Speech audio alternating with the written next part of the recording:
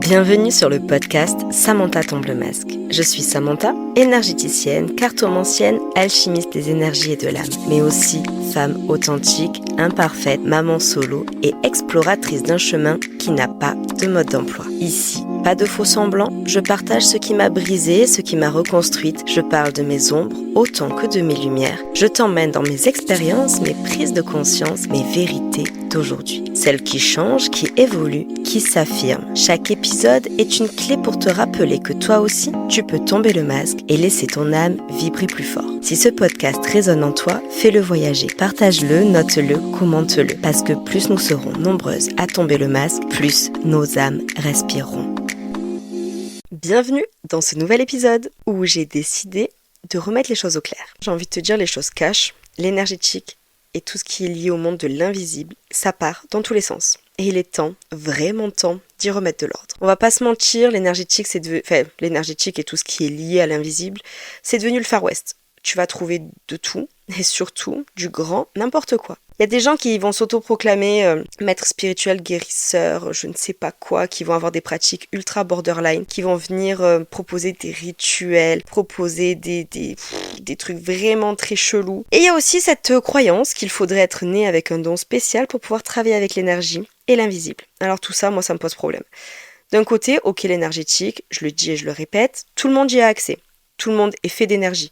Tout le monde peut apprendre à s'y reconnecter. Mais d'un autre côté, non, c'est pas un terrain de jeu. Oui, il y a des règles. Travailler avec l'énergie et le monde de l'invisible, ça va demander de l'ancrage, de la conscience, du respect de soi et des autres, de la protection et de l'éthique. Alors dans cet épisode, je vais venir casser quelques croyances, dénoncer certaines dérives qui me hérissent le poil et surtout ramener de la clarté et du bon sens dans tout ça. Parce qu'on n'est pas là pour faire un espèce de show, je ne sais pas quoi, un spectacle. On n'est pas là non plus pour venir fuir nos vies en espérant se percher là-haut je ne sais où. On est vraiment là pour incarner, se reconnecter et pour vivre l'énergie dans la matière, ici et maintenant. Donc je vais mettre les choses à plat direct. Tout le monde est fait d'énergie. Ton corps, c'est des cellules. Tes cellules, elles sont faites d'atomes. Et ces atomes, devine quoi ? Ils vibrent.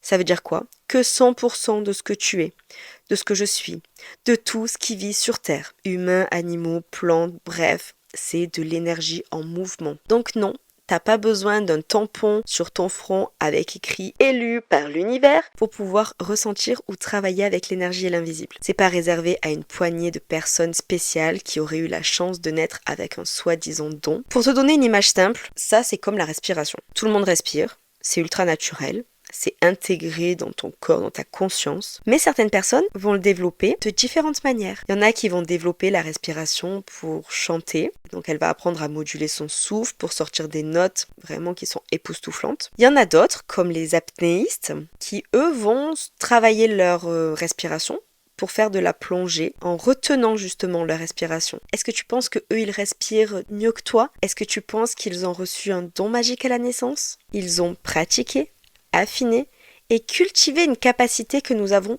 tous. Ok, certains ont de la facilité avec le chant, certains ont de la facilité à faire de l'apnée, tout comme certains ont de la facilité à travailler avec l'énergétique et l'invisible. Tu n'as pas besoin que ce soit hérité de famille, tu n'as pas besoin que ce soit de naissance, parce que là je vais être claire.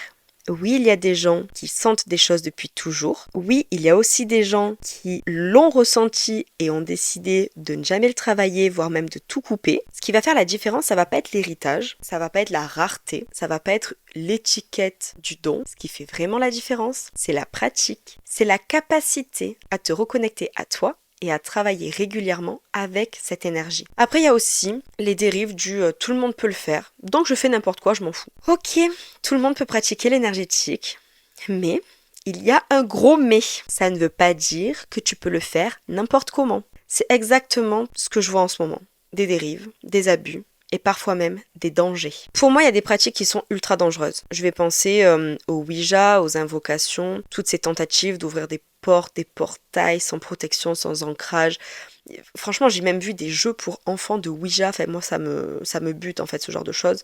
Je suis vraiment contre tout ça. Parce que certains pensent appeler leur grand-mère et ils vont se retrouver avec une entité du bas astral qui débarque dans leur salon Et en fait, je peux te garantir que c'est vraiment pas le genre de colocataire que tu as envie d'avoir. Travailler avec l'énergie et l'invisible, ça va pas être un jeu. Quand tu ouvres, que tu te connectes, tu deviens responsable de ce que tu laisses entrer. Dans ces pratiques dangereuses aussi, il va y avoir des espèces de rituels. Ah, l'autre jour, je suis tombée sur un rituel que j'ai partagé en story Instagram.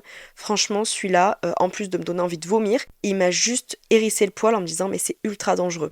Franchement, j'ai même pas envie de reparler de cette pratique-là. Juste, j'ai envie de dire, mais ne vous laissez pas avoir par des rituels un peu trop alléchants et bizarres. Il y a une autre dérive, c'est les gens qui vont venir dire « Ok, je suis médium, énergéticien, grand guérisseur, je suis passeur d'âme et j'en passe ». Sauf qu'en fait, ces gens-là, ils vont avoir aucune conscience professionnelle, aucune formation. Certains n'ont pas besoin de formation, mais quand je veux dire formation, c'est un cadre. Aucune compréhension de ce qu'ils manipulent. Et du coup, ils ne vont pas se protéger. Ils ne vont pas protéger les personnes qu'ils accompagnent ou qu'ils ont en séance. Et du coup, la personne se pour identité et la personne en face récupère aussi des trucs pas très jolis.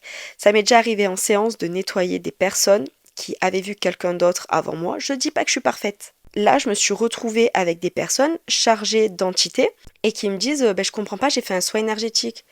Oui, mais en fait, si pendant que la personne, elle ouvre le canal pour te faire le soin énergétique, elle t'a pas protégé et qu'elle laisse rentrer n'importe quoi, ok, elle t'a fait un soin énergétique, mais elle t'a aussi pollué en même temps. Il va y avoir aussi cette nouveauté-là, c'est ce côté showbiz énergétique. Les personnes qui vont venir faire des lives ou des vidéos en mode je fais des soins énergétiques en live gratuitement sur les réseaux, je vais te retirer ton mauvais œil. J'ai rien contre ça, parce que certaines personnes le font avec éthique, encadrement, font des rituels de pleine lune et tout ça, mais avec éthique et protection.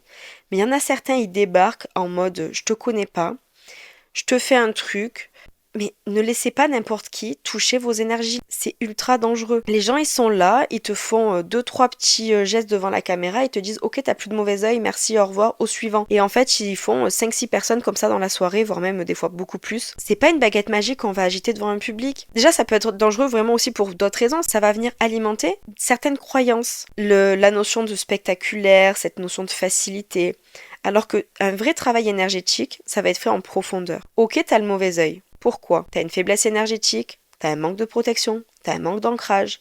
Il va falloir travailler ça. Et en fait, tout ça, ça demande du temps, de la compréhension, de l'écoute, de l'accompagnement. C'est pas en 5 secondes sur un live TikTok ou Insta que je vais te dire je te retire ton mauvais œil, merci, au revoir. Parce qu'en fait, si je t'ai pas expliqué la protection énergétique, si je t'ai pas expliqué comment monter ton taux vibratoire pour justement éviter de choper le mauvais œil, en fait... Là, ok, je t'ai fait un show de 5 secondes, tu n'as plus le mauvais œil, mais ça va pas durer. Donc ok, tout le monde peut pratiquer l'énergétique, c'est sûr, mais pour moi, ça ne peut pas être fait sans un minimum d'éthique, de conscience professionnelle, ça ne peut pas être fait sans un cadre sécuritaire, et ça ne peut pas être fait sans ancrage. Il y a aussi un autre sujet que je voulais aborder avec toi, c'est que j'ai cru que être énergéticienne ou travailler dans ce milieu-là, ça voulait dire être tout le temps perché, tout le temps connecté à des sphères supérieures. Je me suis rendu compte que pas du tout. Justement, ces gens-là, qui sont comme ça, c'est ultra dangereux. Parce qu'en réalité, le vrai équilibre, il va venir de l'ancrage. Ton pouvoir, ta connexion profonde, elle va venir de ton ancrage. Plus tu es connecté en bas, plus les messages que tu vas recevoir d'en haut vont être clairs, précis et dans un cadre sécuritaire. Le vrai pouvoir, il est là dans ton corps, dans tes pieds qui touchent la terre et dans ta présence au quotidien. Il y a aussi un autre sujet avec toute l'arrivée de la spiritualité, de l'ésotérisme. Il y a vraiment ce côté New Age qui va venir engendrer ce qu'on appelle le spiritual bypassing. Il va y avoir cette croyance toxique qu'une personne spirituelle ne ressent plus jamais d'émotions négatives, qu'un énergéticien ne connaît plus la colère, la peine, la peur, la jalousie, le doute, que tout est toujours amour et lumière et que si tu ressens autre chose, t'es pas aligné. Et en fait, pour moi, selon mon avis, c'est faux. Et même pire, pour moi, c'est dangereux.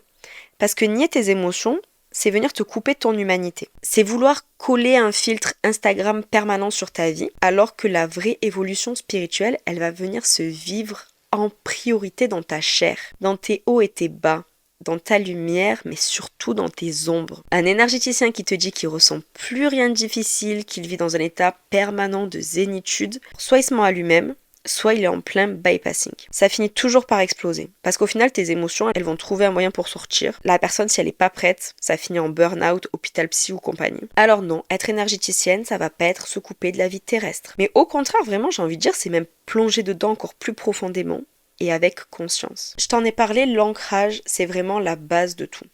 Parce qu'on n'en parle vraiment pas assez. Mais pour moi, sans ancrage, tu peux oublier tout le reste. C'est vraiment la base. C'est ce qui te relie à la terre, à ton corps, à la matière, parce qu'en fait, t'es une âme, ok, mais avant tout, t'es une âme incarnée dans un corps vivant. T'es pas une espèce de truc qui flotte, t'es là sur terre avec une mission à accomplir, une vie à vivre. Être ancré, ça veut dire quoi? Tout simplement, ça veut dire être connecté à la fois au sol, à la terre, ok, mais aussi à ton souffle, à tes sensations physiques. En fait, tu vas pas être dans la fuite de ton corps ou de ta vie, mais tu vas être vraiment présent dans tout ça. Tu vas être ancré dans ton ici et maintenant. Et ça peut se pratiquer de plein de manières. Vraiment, ça peut être marcher pieds nus dans l'herbe, dans le sable ou la terre, venir sentir le contact du sol sous tes pieds. Ça peut être aussi dans le mouvement, c'est super intéressant. Dans la danse, le fait de bouger ton corps, secouer tes jambes, vraiment laisser circuler l'énergie dans ta chair. Ça peut être aussi par l'alimentation, venir cuisiner en conscience, toucher les aliments, sentir leur texture, leurs odeurs. Tout ça, ça vient de la terre. Et il faut pas hésiter à la remercier pour ce qu'elle t'offre. Ça passe aussi par la respiration. Respirer profondément, reprendre possession de son souffle. Sentir qu'à chaque inspiration, tu remplis ton corps et à chaque expiration, tu relâches. Ça, c'est vraiment des gestes super simples à appliquer au quotidien. Et je vais même te dire que sans ancrage, qu'est-ce qui va t'arriver? Tu risques d'attirer des énergies malsaines parce que t'es pas stable en fait. Tu vas être comme une maison sans fenêtre. En fait, il y a tout qui peut rentrer. Tu risques de te perdre, de t'envoler trop haut, de dériver dans des mondes subtils et de ne plus arriver à revenir dans ta vie concrète. Certains finissent en hôpital psy. Tu risques aussi de ne plus être capable de distinguer ce qui est ton intuition de ce qui est ton imagination ou projection. Certains sont tellement perchés qu'en fait, ils n'arrivent plus à réfléchir aussi avec le concret de la vie. Alors quand tu es ancré, tu deviens un canal clair, solide et aligné. Ton énergie, elle va circuler, mais tu restes vraiment relié ici et maintenant, dans ton corps et dans ta vie. Et c'est à ce moment-là que tu peux pratiquer l'énergétique avec puissance et sécurité. Il y a aussi une autre croyance dans le monde spirituel, c'est celle qu'une personne éveillée, une énergéticienne, une personne évoluée, elle va plus ressentir d'émotions négatives. Comme si à partir du moment où tu pratiquais l'énergétique, où tu t'ouvrais spirituellement, tu devrais être en permanence zen, alignée, lumineuse, sans jamais venir ressentir de tristesse, de colère, de jalousie ou de peur. Alors ça, franchement, ça me gonfle. Pour moi, c'est du bullshit. T'es pas moins spirituel parce que tu pleures, t'es pas moins aligné parce que tu ressens de la colère, et t'es pas moins connecté parce que t'as des doutes. Pour moi, c'est humain, et c'est ça aussi le chemin spirituel. Je vais te donner un exemple de ce qui m'est arrivé. J'ai eu plusieurs décès autour de moi, des personnes plus ou moins proches, voire même le décès d'un petit garçon que je ne connaissais pas directement. Tout ça, ça m'est arrivé dans un laps de temps très court. Et même avec toutes mes connaissances, même avec ma conscience de l'après-vie, du karma, de la continuité de l'âme, et ben en fait, ça m'a pas empêché de souffrir. Ça m'a pas empêché de ressentir des émotions très différentes, très chamboulantes. J'ai pleuré, j'ai eu mal, même pour ce petit garçon que je ne connaissais pas. Parce qu'au final, il avait 4 ans. Et parce que même si je sais qu'il y a un après, et bien en fait dans le ici et maintenant, je me dis pourquoi il est parti. Même si je connais le karma, même si je sais qu'on a tous une expérience à vivre sur Terre, ben ça n'empêche que je me dis, ça n'empêche pas la douleur de ses proches, ça n'empêche pas en fait la remise en question de sa propre vie, l'analyse de sa vie et ce parallèle que je peux faire avec ma propre petite fille qui a 3 ans et demi et qui va bientôt avoir 4 ans. Ça crée une souffrance qui va être réelle, qui va être humaine et vraiment que j'ai incarnée. J'ai vraiment pris le temps pour accueillir toutes ces émotions, accueillir cette souffrance, accueillir cette peine, accueillir, même encore aujourd'hui, tu vois. En fait, j'ai pris le temps d'accueillir tout ça parce que c'est important de vivre ces émotions. Et pour moi, il y a quand même une sorte d'injustice dans ce qui s'est passé. Et il y a quand même une forme de douleur. Et tu sais quoi, c'est ok en fait. Et pour moi, c'est même nécessaire. Parce que là, accueillir mes émotions, c'est ce qui va me reconnecter à mon humanité. C'est ce qui me rend vivante, sensible, capable de compassion. C'est ce qui me permet aussi de prendre encore plus conscience de la richesse de la vie, mais aussi du peu de temps qu'on a à vivre ici. même si parfois le temps semble long. Au final, chaque moment est précieux. Et la vie, c'est de l'or. Et j'ai pas envie, aujourd'hui, de nier mes émotions au nom de la spiritualité. J'ai pas envie de tomber dans ce fameux bypassing spirituel qui va être une fuite, un masque, une illusion. J'ai envie de les accueillir, j'ai envie qu'elles me traversent et j'ai envie qu'elles deviennent une force pour vivre encore plus intensément. Parce qu'elles vont me permettre d'avancer, d'intégrer et de guérir aussi en profondeur certaines choses. Donc non, ressentir la tristesse, la peur ou la colère ne fait pas de toi une mauvaise personne, une mauvaise énergéticienne, une personne qui ne peut pas s'éveiller spirituellement. Ça fait de toi une humaine. Et c'est exactement ce que tu es venu incarner ici sur Terre. Il y a un piège énorme dans lequel beaucoup tombent quand ils découvrent l'énergétique. C'est aussi celui de s'en servir comme une porte de sortie. Ça, je le vois régulièrement. Les gens commencent à se connecter, à ressentir des choses, à s'ouvrir. Et d'un coup, ils supportent plus leur vie au quotidien. Leur boulot est trop terre à terre, leurs proches sont pas assez éveillés, ils veulent pas suivre, leur responsabilité est trop lourde. Alors ils vont se réfugier dans la méditation, les cartes, les soins, les voyages intérieurs. Ils vont utiliser vraiment la spiritualité comme une bulle pour fuir la réalité. Et ça, c'est ultra dangereux. Parce que si tu te coupes de ta vie réelle, tu te coupes aussi de ton incarnation. Et en fait, t'es pas venu sur Terre pour fuir, tu es venu pour expérimenter plusieurs choses. Et là, je vais être vraiment directe, mais t'as pas besoin de mépriser les gens autour de toi parce qu'ils sont pas sur le même chemin. T'as pas besoin de venir renier ta famille, tes amis, ton compagnon, parce qu'ils ont pas les mêmes croyances que toi, parce qu'ils évoluent pas comme toi. Alors ok, il va y avoir les proches toxiques, ça c'est autre chose, hein. Là, il faut que tu poses tes limites, que tu partes, que tu coupes les ponts, c'est vital. Mais c'est pas parce que ton mari, ta sœur, ta meilleure pote a pas envie de tirer les cartes ou de parler d'énergie, c'est pas parce qu'ils n'y croient pas qu'ils sont moins bien que toi. Il faut pas tomber dans ce côté élitiste de je suis éveillée, je comprends, je suis lumière. Pas du tout en fait. T'es là pour vivre avec ton chemin et eux, ils sont là pour vivre avec le leur, avec leur expérience. Et c'est super comme ça. Pas besoin de changer les choses. L'énergétique, ça doit pas être une prison où tu vas venir t'enfermer. C'est un outil pour t'ouvrir à toi, mais aussi pour continuer à être présente dans ta vie, avec les gens que tu aimes, même si leur regard est différent. Parce qu'au final, la vraie spiritualité, c'est aussi ça, rester humaine, incarnée et profondément reliée aux autres. Et cette croyance qui fait beaucoup de dégâts aussi, ça va être l'idée que tout le monde doit absolument s'éveiller. Comme si t'étais pas sur ce chemin, t'étais en retard, t'avais rien compris. Ou pire, t'étais quelqu'un de perdu qu'il fallait remettre sur le droit chemin. La vérité, c'est que tout le monde n'a pas besoin de s'éveiller spirituellement dans cette vie-là. Et c'est ok. Parce qu'en fait, chaque âme, elle vient sur Terre avec un projet d'incarnation différent. Certains viennent explorer la matière, la réussite matérielle, la construction d'une famille, le corps, la sexualité, l'abondance. D'autres, ils viennent vivre des expériences d'ombre, de douleur, de manque, pour en tirer quelque chose plus tard en fait. Et il y a celles qui, ok, ont pour mission de s'ouvrir à la spiritualité, de travailler sur l'énergie et de contribuer à ce qu'on appelle l'élévation collective. Mais là encore une fois, si tes proches ne s'éveillent pas comme toi, mais qu'à aucun moment ils te reprochent toi de le faire, qu'ils te laissent vivre ta vie, laisse-les vivre la leur.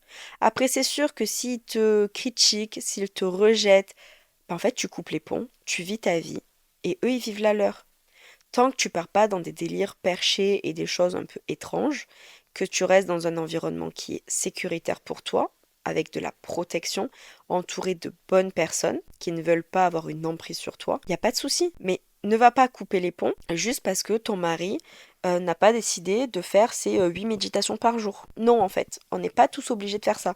Moi, la première, je ne fais pas 8 méditations par jour. Chaque chemin a une valeur. Chaque choix est sacré. C'est pour ça qu'il est important de venir respecter le rythme et le libre arbitre de chacun. T'as pas à forcer qui que ce soit à s'éveiller.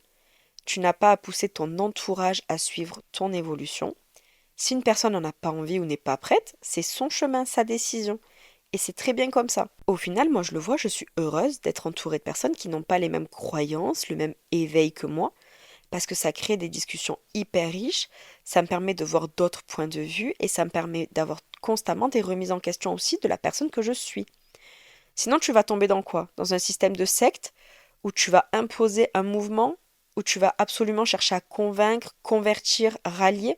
En fait, ça, c'est pas de la spiritualité. Parce que la vraie spiritualité, à la base, c'est la liberté, c'est le choix, c'est le respect profond que chacun a son expérience de vie, son timing et son projet d'âme.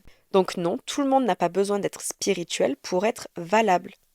Certaines âmes ont choisi d'expérimenter autre chose et c'est tout aussi précieux. Ton rôle, ce n'est pas de sauver, de convaincre ou de convertir. Ton rôle, c'est d'avancer sur ton chemin, d'incarner ton énergie et de tendre la main aux personnes qui sont prêtes à marcher à tes côtés. Il y a autre chose en ce moment qui me hérisse le poil. Je pense que là, je suis tendue en ce moment. Ça va être les abus de pouvoir dans le milieu spirituel et énergétique. Alors là, on va parler de ces maîtres, guides, gourous qui vont se servir de la crédulité, de l'innocence, de la peur, du besoin d'appartenance des gens pour les manipuler. Ils vont venir créer une aura de supériorité autour d'eux. Cette notion de je sais tout, je vois, je peux t'initier et sans moi tu n'y arriveras jamais. Là, on glisse vraiment dans le piège de la dépendance parce qu'au lieu d'aider les gens à se reconnecter à leur propre puissance, ces personnes-là, en fait, elles vont venir les couper encore plus d'elles-mêmes. Elles vont les nourrir de peur, de doute, de culpabilité pour qu'en fait, elles continuent à avoir besoin d'elles pour être sauvées encore et encore. Il y en a même qui utilisent l'énergie et la spiritualité pour asseoir un espèce de pouvoir sexuel ou relationnel. Elles s'entourent d'un petit harem d'adeptes qu'elles séduisent, manipulent et maintiennent sous emprise. Pour moi, c'est vraiment de la manipulation énergétique, psychologique et parfois même physique. Et ça, c'est plus de la spiritualité, c'est de la prédation. Là, on est face à des prédateurs. Et j'ai vraiment envie de te rappeler ça. Un ou une énergéticienne, un ou une accompagnante. Ne t'attache pas. Quand je te dis ne t'attache pas, c'est dans le sens où elle ne va pas t'enfermer dans des croyances. Elle va pas avoir une emprise sur toi. Elle va venir te libérer. Elle va te donner les clés pour avancer par toi-même, pour t'autonomiser et pour rayonner avec ta propre puissance. Si quelqu'un prétend travailler pour ton bien, mais que tu te sens de plus en plus dépendante, de plus en plus fatiguée, de plus en plus petite, de plus en plus coupée de toi-même, c'est clairement pas de l'accompagnement, c'est pas de l'énergétique, c'est du contrôle. Et j'ai même envie de dire c'est de la sorcellerie. Là, on est en train de tomber dans des choses où c'est hyper toxique. Et tu as le droit et l'obligation de dire stop. Tu ne peux pas te laisser polluer énergétiquement. Et en fait, ces gens, ils se servent de quoi? Ils se servent de cette notion d'évolution collective. Parce qu'on ne peut pas le nier, il se passe quelque chose collectivement. De plus en plus de personnes s'éveillent, s'ouvrent, se sensibilisent à l'énergétique, à la spiritualité, au monde de l'invisible. On va le voir dans les conversations du quotidien, on va le voir sur les réseaux, on va le voir dans le nombre de personnes qui commencent à s'intéresser aux différents outils comme l'astrologie, le tarot, le magnétisme, la méditation. C'est pas un effet de mode, c'est vraiment un mouvement profond, une évolution collective. Les voiles entre les mondes s'amincissent, l'accès au message est de plus en plus clair, les ressentis deviennent de plus en plus puissants. On est dans une période où la Terre elle-même élève son taux vibratoire et forcément, ça nous entraîne avec elle. Mais il y a un piège là-dedans. C'est aussi que certaines personnes vont venir le transformer en espèce de course. Qui sera le plus éveillé, qui va le plus ressentir, qui aura la meilleure connexion, qui aura le meilleur accompagnement, la meilleure approche, la meilleure technique. Clairement, l'évolution collective, ça va pas être ça. On n'est pas dans un marathon ou dans une espèce de classement de qui fait mieux que qui. On a tous des approches différentes, des techniques différentes. On ne travaille pas tous sur la même chose. On est aussi complémentaires. Et pour moi, c'est dans ce mouvement global qui nous invite à la fois à nous reconnecter à nous-mêmes avec notre propre rythme, en fonction de nos besoins et de notre chemin d'âme, mais aussi de nous reconnecter aux autres et d'apprendre des autres. En fait, pour moi, on est complémentaires dans nos pratiques. Pour moi, on a tous à apprendre des autres. Même si on fait la même chose, on le fait toujours avec un ressenti différent. On est tous différents, mais ça n'a pas moins de valeur ou moins d'impact. Les énergies, elles vont s'ouvrir en ce moment vraiment beaucoup. Les ressentis sont plus forts. Tu es peut-être même en ce moment même appelé à aller plus loin dans ta pratique, dans ton éveil, mais il n'y a pas d'obligation. Si tu sens que c'est trop, que ça va trop vite, à tout moment tu peux ralentir et stopper. C'est pas une course et c'est surtout pas une compétition. La seule chose qui compte, c'est que tu avances à ton rythme, en restant aligné à toi, à ton corps, à ta vie et en fonction de tes besoins et de tes envies. Si je devais résumer ce que c'est l'énergétique, pour moi c'est avant tout un outil de reconnexion. Parce que vraiment pratiquer l'énergétique, ça va pas être juste faire circuler l'énergie, enlever un blocage ou apposer les mains ou autre. C'est vraiment retrouver un lien sacré que j'identifierais à 3 niveaux. il va y avoir d'abord la reconnexion à soi. Quand tu vas venir travailler avec les énergies, tu vas apprendre à écouter ton intuition, apprendre à ressentir ton corps, les messages, les tensions, les vibrations. Tu te reconnectes à ton essence profonde, celle qui existe en dehors de tes peurs, de tes croyances, de tes conditionnements. En gros, tu vas venir arrêter de chercher les réponses à l'extérieur parce que tu comprends enfin qu'elles sont à l'intérieur de toi. Ensuite, l'énergétique, il va y avoir un second niveau, ça va être la reconnexion aux autres. Parce qu'en fait, en travaillant avec l'énergie, tu vas redécouvrir le lien humain d'une manière tellement plus subtile. Tu vas développer aussi un respect, un non-jugement, une compassion. Tu comprends que chaque personne est sur son chemin, avec ses forces, ses blessures, ses choix. Et au lieu de vouloir convaincre ou imposer, tu apprends juste à accompagner, à tendre la main et à soutenir sans venir avoir d'emprise ou d'obligation. Et c'est comme ça que l'énergie, elle circule vraiment, dans l'échange, dans la rencontre, dans la bienveillance, dans l'écoute, dans le partage. Et pour finir, l'énergétique, ça va être une reconnexion à la Terre elle-même. Ce plan-là terrestre, il est super important. La Terre, elle vibre. Elle est faite d'énergie. Et plus tu vas te relier à elle, plus tu vas contribuer à cette élévation collective du taux vibratoire. Chaque soin, chaque méditation, chaque pratique consciente que tu la fais pas seulement pour toi, mais elle va venir rayonner autour de toi. Elle va venir élever le collectif. Et ça va venir participer à ce mouvement global dont on a parlé juste avant. La vraie puissance de l'énergie, ça va pas être de te couper du monde, mais ça va être de te relier encore plus fort à toi, aux autres et à la Terre. Si je devais résumer un peu là tout ce que je t'ai partagé, déjà l'énergétique, qu'est-ce que ça va pas être? C'est pas un don réservé à une élite qu'on va se transmettre de génération en génération comme un secret gardé. Ça va pas être un spectacle ou une performance pour impressionner les foules. Et ça va pas non plus être une fuite dans le tout est lumière, rien ne m'atteint, je plane au-dessus de mes émotions et de la matière. Tout ça en fait, ça va être des illusions et des pièges. L'énergétique, ça va être quelque chose de plus profond. Ça va être revenir à soi, à son corps, à son intuition, à son essence. C'est venir t'ancrer profondément dans ta vie, dans la matière, dans l'expérience humaine que tu es venu incarner. C'est aussi respecter le chemin de chacune, son rythme, son libre arbitre, sans imposer, sans juger, sans forcer. Parce qu'au final, la vraie puissance, elle n'est pas spectaculaire, elle est là, dans l'incarnation, dans la pratique, dans le quotidien, dans ce choix de revenir à toi encore et encore. Alors non, il n'y a pas d'élite de l'énergie. Il y a toi, il y a moi, il y a nous toutes. Et la seule vraie clé, c'est d'incarner ton énergie ici et maintenant à ton rythme. J'espère que cet épisode t'a plu. Une fois de plus, j'ai tombé le masque et c'est avec toi que j'aime le faire. Si tu veux continuer cet échange, tu peux venir en discuter avec moi sur Instagram, @samantha.ruiz.soulhealing. Je serai ravie de connaître ton ressenti. Et si tu veux m'aider à faire grandir ce podcast, pense à le noter, le commenter. Et surtout, si tu as envie de semer cette énergie autour de toi, n'hésite pas à le partager. Je te dis à très vite dans tes oreilles.